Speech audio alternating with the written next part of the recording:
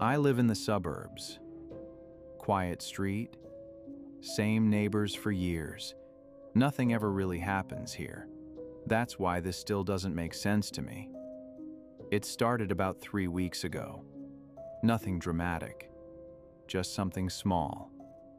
My mom set the table for 4 instead of 3. I noticed it immediately. There's only 3 of us in the house, me, my mom, and my younger brother. So I asked her, "Why did you put 4 plates?" She looked at me like I said something stupid and said, "What do you mean? There's always 4." I laughed at first. I thought she was joking, but she didn't laugh. She just kept setting the table. I didn't push it. I figured maybe she was distracted or tired. But then my brother sat down, looked at the table and said, "Why are you missing his glass?" I remember that moment so clearly because something about the way he said his made my stomach drop. I asked him, "Whose glass?" And he just stared at me, confused, like I was the one acting weird. "His," he said again, like it was obvious. I didn't say anything after that.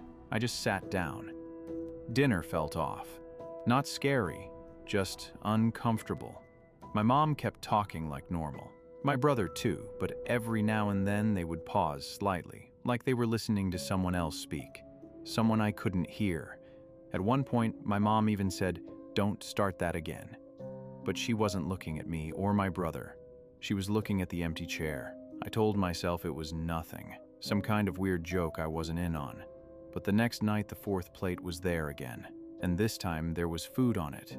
I didn't see her serve it, but it was there, perfectly portioned, like someone was about to eat. I didn't touch my food, I just watched.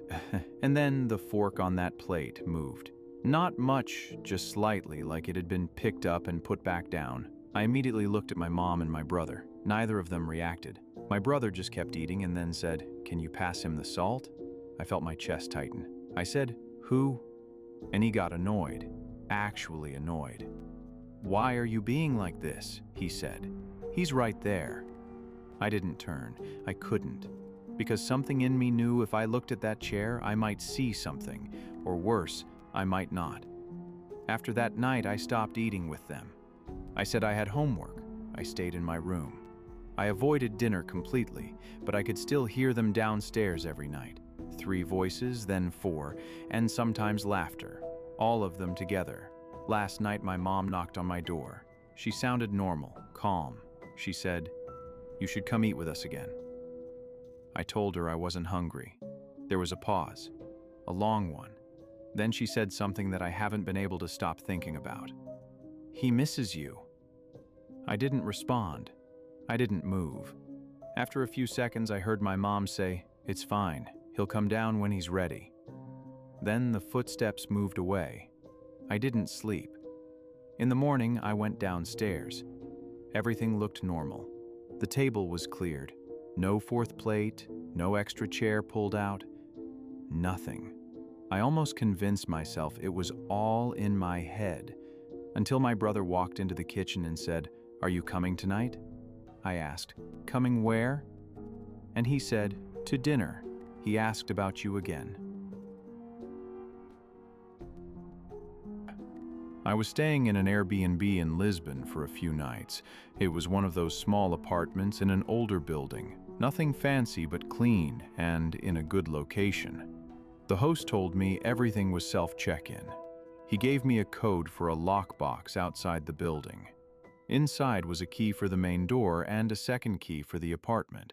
He also said, "There's only one set of keys, so don't lose them." That stuck with me for some reason. The first day was completely normal. I went out, came back late, locked the door from the inside, and went to sleep. No problems. The second day, I left in the morning and got back around 6 p.m. When I opened the door, something felt off immediately. Not in a dramatic way, just small things. My shoes were slightly moved, my backpack wasn't exactly where I left it. I stood there for a second trying to remember if I had moved them myself. I figured I probably had, and just didn't remember. That night, I made sure I locked the door properly. There was a key lock and a separate latch from the inside. I checked both twice. Around 2 a.m., I woke up. Nothing specific woke me, just that feeling that something wasn't right. I stayed still, listening. Everything was quiet. Then I heard it. A small metallic sound like a key lightly hitting a lock. I sat up immediately. The sound came from the front door. Very soft, careful. Then I heard it again. A slow turn, like someone trying not to make noise. My chest tightened. I got out of bed quietly and walked toward the hallway. The apartment was dark. I could see the outline of the door, and I could see the handle moving slowly, like someone was trying to open it from the outside. The latch stopped it. The handle went down again, then again, testing it. I didn't make a sound. After a few seconds, everything stopped. No footsteps, no voices, nothing. I stood there for a long time before going back to bed. I didn't sleep. In the morning, I checked the door, still locked. Latch still in place. I opened it slowly. The hallway was empty. I told myself it was nothing. Maybe someone had the wrong apartment. But before leaving, I checked something. The key. I had it in my hand. Then I remembered what the host said. There's only one set of keys. That night, I came back earlier, around 9 p.m. I decided to test something. I locked the door, used the latch, then placed a glass right behind the door so if it opened, it would fall. I turned off the lights and waited. Around 1:50 a.m., it happened again. The same sound. The key trying to turn. The handle moved. The door pushed slightly and then stopped. The glass didn't fall. The latch held. Whoever it was stayed there longer this time. I could hear breathing, very faint, right on the other side of the door. Then the sound stopped. Slow footsteps moving away. I didn't open the door. In the morning, I packed everything and left. Before I checked out, I messaged the host. I asked him directly, "Are you sure there's only one key?" He replied almost immediately, "Yes, only one." Why? I didn't answer. I just left. Later that day, I checked the photos I took during the trip. There was one from the first night, just a random picture of the apartment.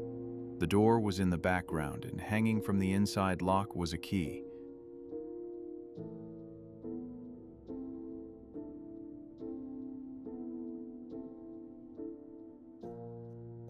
I used to work evening shifts at a small takeaway place in a residential area in Amsterdam. It wasn't busy after 9 p.m., mostly online orders, a few walk-ins, nothing stressful. We had a simple system.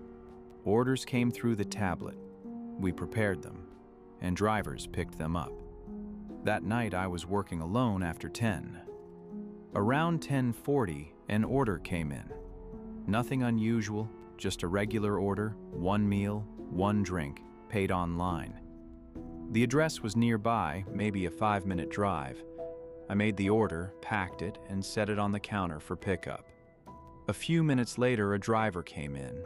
I didn't recognize him, but that wasn't strange. We had a lot of different drivers. He didn't say anything at first, just walked straight to the counter and looked at the bag. Then he said the order number. It matched. I handed it to him. He took it, nodded once, and left. Normal. About 10 minutes later, another driver came in. He walked up to the counter and said the same order number. I said, "That one's already been picked up." He frowned. "No, it hasn't." I just got the request." I showed him the tablet. The order was still there, marked as waiting for pickup, not completed. I thought maybe I made a mistake, so I asked, "Are you sure about the number?" He repeated it. Same one. I told him someone had already taken it. He looked confused, then slightly annoyed. "Can you call the customer?" he said. So I did.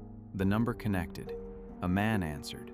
I said, "Hi, this is from the takeaway. Just confirming your order was picked up." There was a pause. Then he said, "No one's come yet." I felt my stomach drop a little. I said, "Are you sure?" He said, "Yeah, I've been waiting." I hung up and looked at the driver.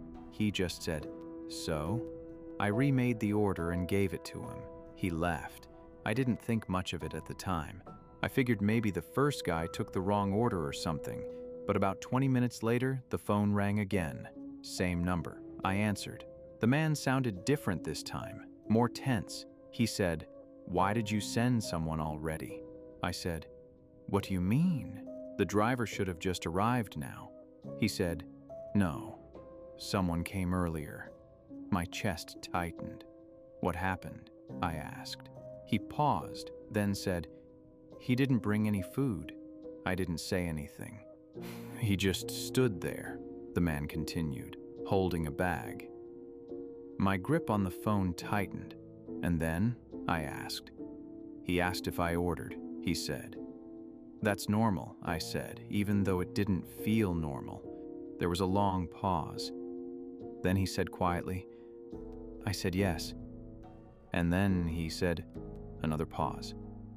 "Are you sure?" I felt a chill go through me. "What did you do?" I asked. "I told him to leave," he said. "And did he?" "Not immediately." My heart started racing. "He just stood there for a few seconds," the man said. Then he nodded and walked away. I didn't know what to say. The man on the phone added, "He didn't look like a delivery driver." After that, I checked the security camera. There was footage of the counter. At 10:43, the first man walked in. Same time, I remembered. He walked straight to the counter and looked at the bag. But here's the part I can't explain. He didn't say anything. The footage had audio, and he never spoke. He just looked at me, and I handed him the order, like I had already heard him say the number, even though he hadn't. I watched the footage again, slower this time. Right before I handed him the bag, I nodded, like I was responding to something he said. Thank you for listening, and if you enjoyed these stories, don't forget to like and subscribe. There's a lot more coming.